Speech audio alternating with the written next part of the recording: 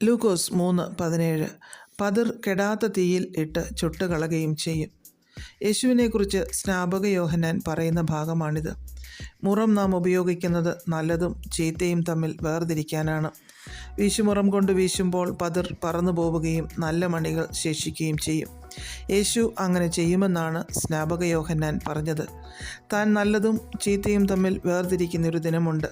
തനിക്കു വേണ്ടി, ദൈവരാജ്യത്തിനു വേണ്ടി, ആത്മാക്കളുടെ രക്ഷയ്ക്കും വിടുതലിനും വേണ്ടി പ്രവർത്തിക്കുന്ന അനേകരുണ്ട് ഭൂമിയിൽ. എന്നാൽ ന്യായവിധിയുടെ ദിവസം ഏതാണ് പതിർ, ഏതാണ് മണി എന്ന് വേർതിരിക്കും കർത്തൻ. 1 കൊരിന്ത്യർ 3:12-13 വാക്യങ്ങളിൽ പൊന്ന്, വെള്ളി, വിലയേറിയ കല്ല്, മരം, പുല്ല്, വൈക്കോൽ എന്നിവ കൊണ്ടുള്ള പണിയെപ്പറ്റി പറഞ്ഞിരിക്കുന്നു. വിലയേറിയ വസ്തുക്കൾ നിലനിൽക്കുമെന്നും മരം, പുല്ല്, വൈക്കോൽ എന്നിവ കത്തിപ്പോകുമെന്നും നമുക്കറിയാം. തീയിലിട്ട് ചുട്ടുകളയപ്പെടാനോ നിത്യാഗ്നിയിൽ ശേഷിക്കപ്പെടാനോ ഉള്ളതല്ല നമ്മുടെ ആത്മീയ ജീവിതവും കർത്താവിൻ്റെ വേലയും. മത്തായി 13:25 മനുഷ്യർ ഉറങ്ങുമ്പോൾ അവൻ്റെ ശത്രു വന്ന് കോതമ്പിൻ്റെ ഇടയിൽ കള വിതച്ച് പൊയ്ക്കളഞ്ഞു എന്ന് നാം വായിക്കുന്നു. നാം ഉറങ്ങിപ്പോയാൽ, നമ്മുടെ ആത്മാവ് ഉണർന്നിരുന്നില്ല എങ്കിൽ അപകടമാണെന്ന് ഇവിടെ പറയുന്നു. നമ്മുടെ ശത്രു ഇരുട്ടിൻ്റെ അധികാരമാണ് എന്നും അവനാണ് കള വിതയ്ക്കുന്നതെന്നും കർത്താവ് തന്നെ പറഞ്ഞിരിക്കുന്നു. വിതച്ചിട്ടങ്ങ് പോവുകയാണ്. അതിന് വളരാൻ അനുകൂലമായ വളക്കൂറുള്ള മണ്ണ് നമ്മുടെ ഹൃദയത്തിൽ കൊടുക്കണോ എന്ന് നമുക്ക് തീരുമാനിക്കാം. കാരണം കെടാത്ത തീയിൽ ഇട്ട് കളയുവാൻ യേശുക്രിസ്തു ന്യായാധിപതിയായി വെളിപ്പെടുന്ന ഒരു നാളുണ്ട് നമ്മുടെ മുൻപിൽ.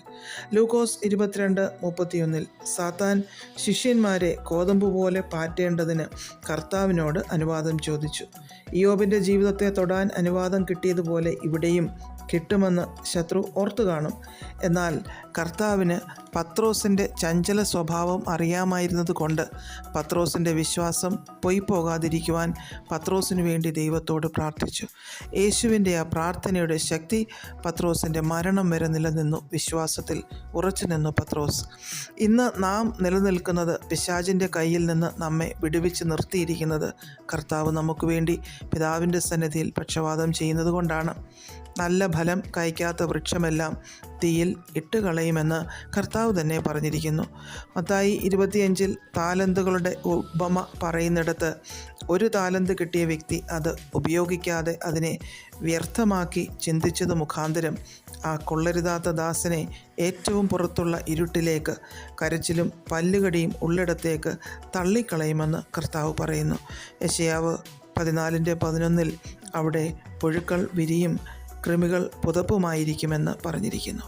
നമ്മുടെ ജീവിതത്തിൽ പതിരായി തീരാതിരിക്കാൻ നമുക്ക് കർത്താവിനോട് അപേക്ഷിക്കാം. കള വിതയ്ക്കുന്ന ശത്രുവിനെ പിടിച്ചുകെട്ടി അവൻ കവർന്നതിനെയൊക്കെ തിരിച്ചു പിടിക്കുന്നവരായി മാറാം. നമുക്ക് ഫലം പുറപ്പെടുവിക്കുവാൻ പ്രാപ്തിയുള്ള കോതമ്പ് മണികളെ പോലെ ആയിത്തീരാം. നമുക്ക് പ്രാർത്ഥിക്കാം. പ്രിയ പിതാവേ, പ്രയോജനമില്ലാത്ത പതിരാകാതെ പ്രയോജനമുള്ള മണികൾ ആയിത്തീരുവാൻ ഞങ്ങളെ സഹായിക്കണമേ. യേശുക്രിസ്തുവിൻ്റെ നാമത്തിൽ amen. God bless us all.